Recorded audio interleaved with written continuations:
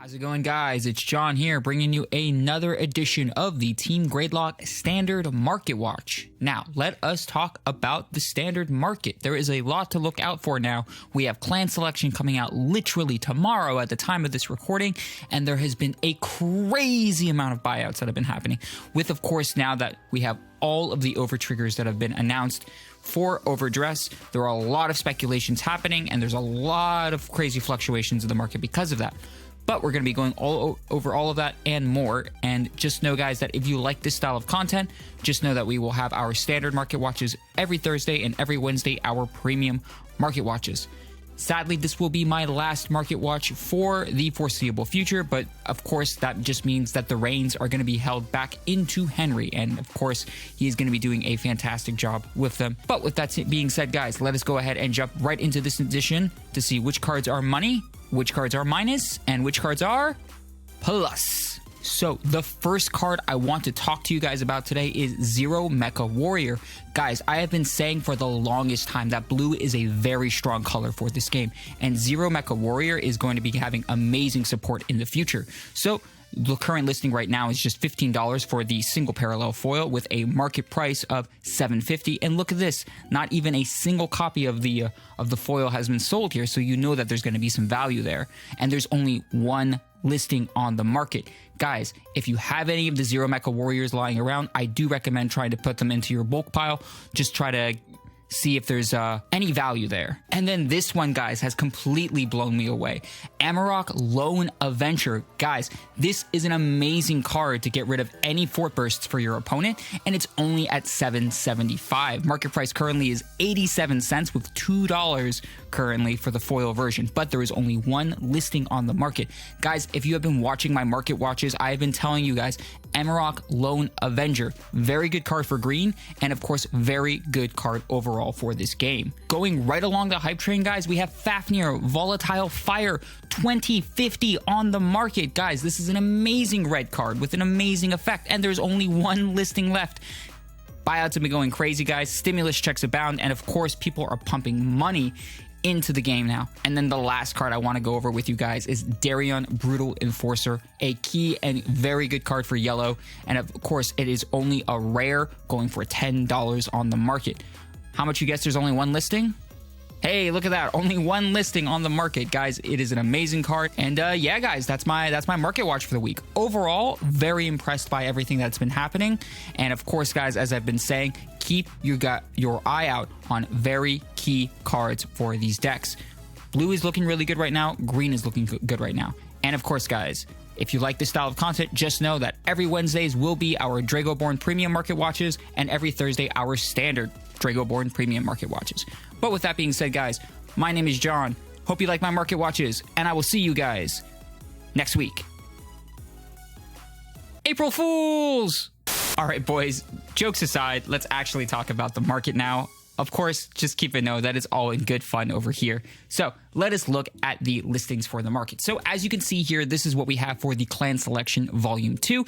And the prices currently are kind of mishmashy due to the fact that probably a lot of their distributors are currently cracking open their packs right now or still getting their product in the mail. So time will tell eventually where the prices will fall.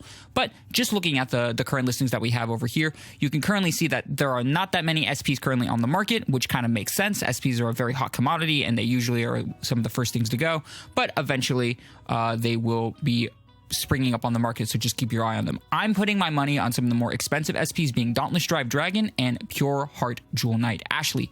Both of them very popular cards, both in their own right, because they used to be break rides back in the day, so people have a nostalgia toward them, as well as the fact that overall it's actually very, very good support for their respective archetypes. Scrolling a little further down, you can see that some of the prices reflect what we have here. Of course, Ashley being currently the most expensive triple rare here on the market, with Regalia, Wisdom, Angelica following suit. Makes sense to me. Regalia is actually a very underlooked archetype currently at the moment, and Angelica, while by herself not as formidable, is still a very powerful card in her own right. So just definitely keep an eye on her. Good, okay in standard, pretty good in premium too if you're playing her with the Regalia strides and things like that. One card to actually keep an eye on that I suggest everyone look at is this one over here, Flourishing Knight Edith. So for people who don't know, this particular card was originally released in the OCG as a promo, but we never got the promos. So having it here as a first print for us is a very good card for the Altmile archetype. If you guys watched my Altmile deck profile, you know that this is actually a really good card and a very key card in the deck. Overall current listing is around 643. Of course, you know, with ratios aside, I do see this eventually having some promise, but it's just going to take some time depending on how things flush out in the meta. So yeah, guys, if you are having some Clan Selection Volume 2 lying around, obviously it would be a good idea to maybe hold on to a few boxes, but primarily crack them open, as this is some very solid support and some very healthy introductions for some cool cards for our standard meta. All right, so now let's look at some good old buyouts that have been happening. So first one I want to talk about today is Freezing Witch Bendy. Current listing for this card goes for $227 with, of course, 99 cents shipping, so around $3, with a market price reflecting that of around $338. But if you scroll down a little further from here, guys, you can see that there are currently 8 listings on the market with a slow trickle to a $6 card, but then after that it spikes to a $9 to $15 card. Bending to me is a very interesting card. Of course, it is a very good card for the Phantom Blaster Dragon archetype, and because it works hand in hand with Nemain, and because Nemain has a restriction with Luard, this is a fine addition for the Phantom Blaster archetype. Do I see this eventually getting more support in the future? Yes, I honestly do. Phantom Blaster is actually a very nostalgic card for the Shadow Paladin players, so it would make sense that this would be a card to consider when it comes to cards that have a good overall investment. Bendy is also a 5k, so it can be searched out with Skull Witch Domain in that regard. Granted, there are some limitations there. Just keep that in mind. Yeah, guys, so I do recommend, if you have any of these copies lying around, maybe hold on to a few copies and then see how the market progresses from here. But overall, very solid card if you're looking for a good Shadow Paladin investment. Okay, so let us talk about Gold Paladins. Blazing Lion, Platina, Ezzel. So if you guys have not been in the loop, currently for the premium format, there is a infinite loop that has been found with the new Keter Sanctuary Overtrigger. And one of the key cards to use is Platina Ezzel. And because of that, well, buyouts have been going kind of crazy for this card. It is absolutely insane. So let's look at it. We have a currently listing for $19 for it with a market price of $3.08 with only 2 listings on the market. Guys, do I see this as a good investment? Yes and no. So let me explain my reasonings why. So Ezzel, as it stands right now, is a very solid premium deck. However, Platina, in order to get off the Keter Sanctuary meme cheese infinite loop attacks, it needs a way to actually check the card. And it's very hard to do that, especially for Gold Paladins. Will that eventually have maybe some power creep in the future where it might be a little easier for them? Maybe, but at the time, it's very, very unfeasible, and it's just more so a meme than anything else. Keep your eye on the card, but don't go too crazy just yet. I just think it's hype above anything else. And actually, this is kind of fitting since this is going to be my last market watch. I believe I did talk about this card on one of my first ones, and that is Flame Wind Lion Wonder Ezzel. All right, so of course, more Gold Paladin hype means more Gold Paladin buyouts. If you see a Platina Ezzel buyout, then most likely any sort of Ezzel support will kind of follow suit with that. Overall, though, it's still a very solid card, too. So let's look at it. It is a $10.97 card currently with a $6.99 market price listing, with only 6 listings left, with it a slow trickle to around a $13 card. But as it stands right now, around a $11 card. Guys, Wonder Ezzel is a very good card, but if you're talking about budgets, there are other budget cards that you can play as opposed to Wonder Ezzel. But if you're looking for the best type of consistency in terms of Ezzel riding, as well as having the ability to call free units onto the board, regardless of what format you're looking at, well, Ezzel is going to be a good card to look at. Very solid investment as well. If you have any copies lying around, hold on to them for just a little bit. The premium meta is about to be absolutely insane at the moment. Overdress has just kind of opened the floodgates. There's so much that can happen right now. It is absolutely insane. So just know that as it stands right now, anything is possible. But if we're looking at it from a sheer standard perspective, yeah, still very good card, still very solid card, so good investment overall. Okay, now on to some good old Kagero. So we have a nice little buyout that's been happening over here with Wyvern Strike Doha.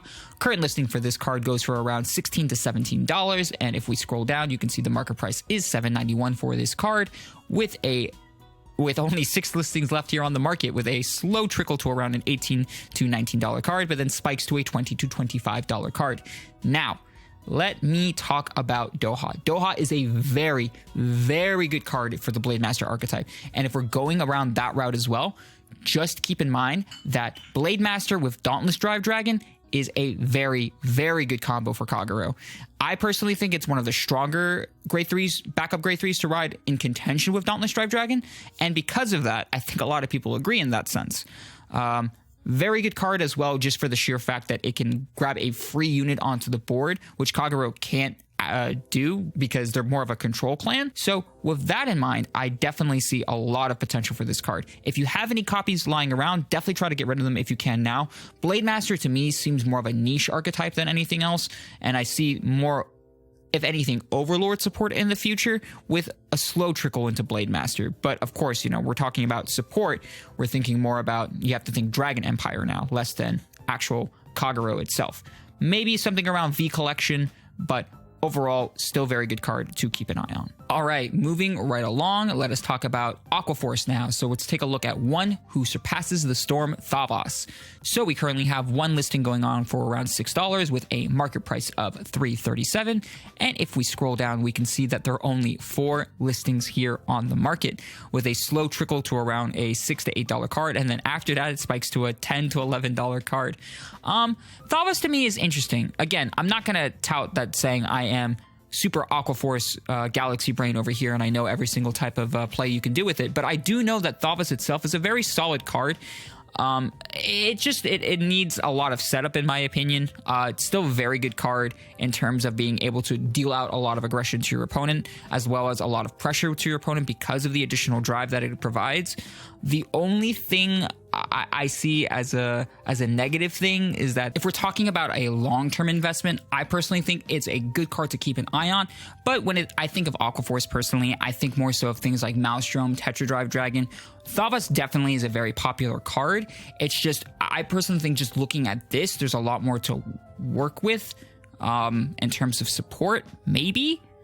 So maybe keep an eye on this card. Solid investment option. If you have any copies that are lying around, maybe get rid of them at a lower price and then see where the market falls from there. You're going to hear me preach about this till the cows come home, I swear to you. But again, grade 3 searchers, they're just a very good card to take a look at when it comes to an investment.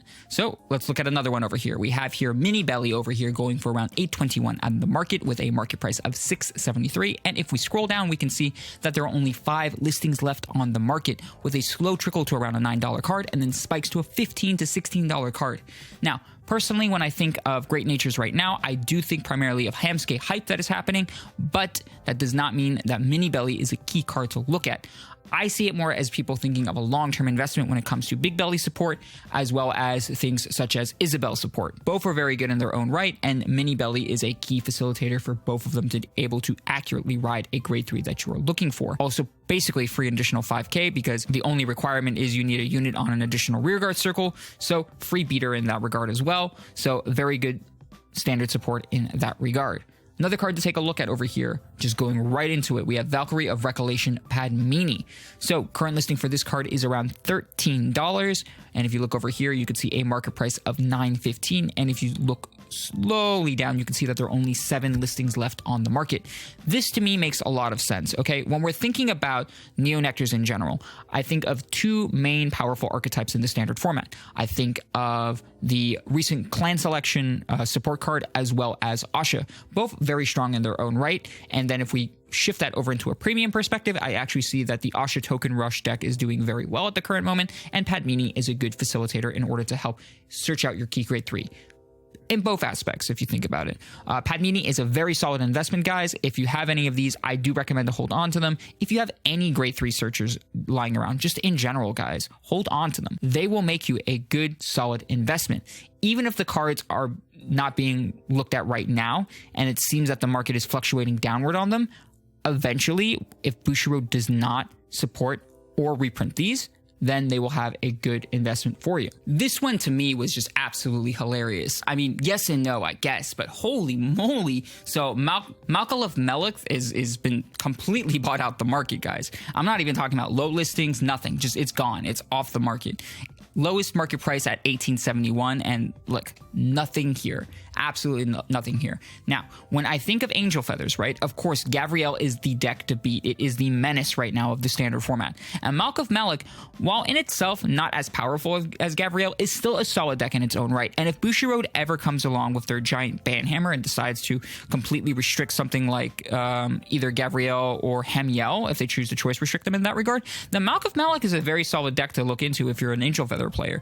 Not only that, but there seems to be some sort of crazy stuff that you could possibly do in terms of, you know, if your opponent's at Vanguard grade 2, deal with 1 damage. If your Vanguard's grade 3 or greater, heal a card in your damage zone. So you have damage zone manipulation. So possibly if you're thinking about overdress, you can think about things like your over trigger and in that regard as well. So there's a lot of potential there. It's just, to me, it's hilarious that people are thinking that far in advance, where we're seeing a buyout of a card completely off the market. And then continuing to talk about our Angel Feather friends over here, we have another buyout that's been happening here, Aidroid Lamido. So the current listing for this card currently is $7 on the market with a market price of $6.69. So you could see that there is some sort of margin over there. But if you slowly trickle down, you could see, look, only 2 listings left on the market. Holy moly. And good old last save point, keeping it real there with the $24.99. I don't see it going to a $24.99 card, guys. So just take that with a grain of salt, if you will. But overall, this is actually a very, very good card to take a look at if we're thinking about Malk of Malk support and just Angel support in general. It's a good card that restricts Sentinels. And if we're thinking about Angel Feathers now, one of their key aspects in their win condition is to restrict Sentinels. So you kind of want to play as many of that type of win condition as you possibly can. Of course, it's not as bad as something like Hemiel and Gavriel, but, you know, again, if Bushiroad ever decides to bring down the giant hammer and just smack down that, well, you have other options to take a look at, and people are trying to hop on that early. All right, and the last few cards I want to talk to you guys about are some good old penny stocks. So first one I want to talk about is Demented Executioner, the V version more specific, because this is a standard market watch. We currently have a low listing of $3 with 99 cents shipping, with it being $4, so keep that in mind. But look at this, market price currently for $2.11. with only 3 listings on the market. Yes, they each have respective 8s and 8s, and then if you look down, last save point over there does have a good $3. However, that does not mean it will hold. Guys, Demented Executioner does have a lot of potential here. The ability to soul charge at least 3 cards, the ability to draw cards, the ability to gain power, so it's a large beat stick on board. It's a very solid card if you're looking for alternative ways to progressively soul charge into your deck, especially if we're talking about things in the standard format. You want to be able to build up your soul as much as you can, especially things such as Gastille, who needs a large amount of soul in order to get off their win condition. And of course, you know, there is the Shaharat in that regard as well, where you need accurate amounts of soul charge in order to bring off certain amounts for your deck. Overall, very powerful card. Does it warrant the buyout? Possibly. Just keep your eye on it. If you have any copies lying around, definitely try to get rid of them now, as it is a double rare, so I do see people having a lot of copies possibly, but maybe not as many as I think. And then moving right along. So of course, you know, we're talking about Aqua Forest hype. We're thinking about into the future. We're thinking about clan selection. So let's talk about Riptide Dragon, a very powerful card for your win condition if you're playing Aqua Forest. So it is a common card, but it is from Champions of the Asia Circuit, which I believe is the second booster set to come out for Vanguard V in general. And it's a very solid card. So you can see current low listing for it is around 97 cents with 78 cents shipping, so around $2. Then you can see over here a market price of 51 cents. But look guys, 9 listings currently on the market. Absolutely insane. Of course, some of them do have a large amount. So you see over here, you know, 3 of, 1 of, and then 15 of, 1 of, 13 of. But of course, it is a slow trickle, eventually spiking to a $4 card. That is absolutely insane. If we're talking about just a common card, guys, a common card being $4 is super worth it. If you have any copies lying around, try to get rid of them now if you can. Maybe keep a few copies in your bulk pile and then see if you can get rid of them at a later price later down the line. Of course, we don't know what Tetra Drive does just yet. So it's more so hype than anything else. But overall, Riptide is a very solid card just to have a good win condition for Aqua Forest, being a very good 20k, 32k beater. And then the last card to talk about when we're talking about some penny stocks here is Light Signals Penguin Soldier. So this guy over here is near and dear to my heart. I just love this guy with his little laser beams. It is a rare card from VBO2, so another card from a extra booster and an older card at that. Currently going for around $250 plus 78 cents shipping, so around $3 to $3.50. If we look over here, market price is $1.60, and you can currently see, look at this, only 8 listings currently on the market. Slow trickle over here to a $3 card, and eventually there is a spike to a $3 to $6 card. Oh boy. All right, so let me think about this one. It does have a lot of utility when it comes to Thavas, because for Thavas, I know that you need to, Thavas and Lambros, so it's a dual deck, but in order to facilitate more combos, you need to rest units on board and then be able to restand them. Do I see that having a lot of potential and use in the future in terms of more support for VMium format? Hard to tell at this point. However, I will say that overall it is a very solid card, because not only does it have the ability to add power, but it is a form of countercharging for the clan, and countercharging is very important regardless of the format that you're looking at. Countercharging, you want to be able to facilitate a lot of good cards to be able to give you more plays. If your opponent is being, damage denying you, or you're not being able to get as many resources as you can, you want to be able to countercharge. And for Aqua Forest, well, like Signals Penguin Soldier is a good card for that. And yeah, guys, that is my market watch for the week. Overall, I would say that the market is a little hush-hush at the moment. Of course, people are kind of going crazy now that the overtriggers have been announced. People are thinking how to break the premium format and maybe wanting to buy cards from the VMium format in order to crack the format even further. Or, of course, people are looking to update some of their cards now that Clan Selection is coming out tomorrow. It is a very interesting week, very slow in my opinion, but who knows? Maybe next week there might be some sort of crazy combo that someone comes up with. That's just the wonderful chaos that is Cardfight Vanguard. But with that being said, guys, I do want to say thank you very much for tuning into all of my market watches. I do appreciate every one of you guys. And if you just like hearing me talk and things like that, I will be having a weekly news segment now on the channel. I'll try to put them up on Tuesdays after the stream if I can, and just kind of voice my opinions about Vanguard in general with the news in that regard. And I hope you guys enjoy that. I hope you guys have enjoyed me. Show some love in the comments section, I guess. Hope you guys are having a wonderful day. Happy April Fools, and I will see you guys next time. Deuces!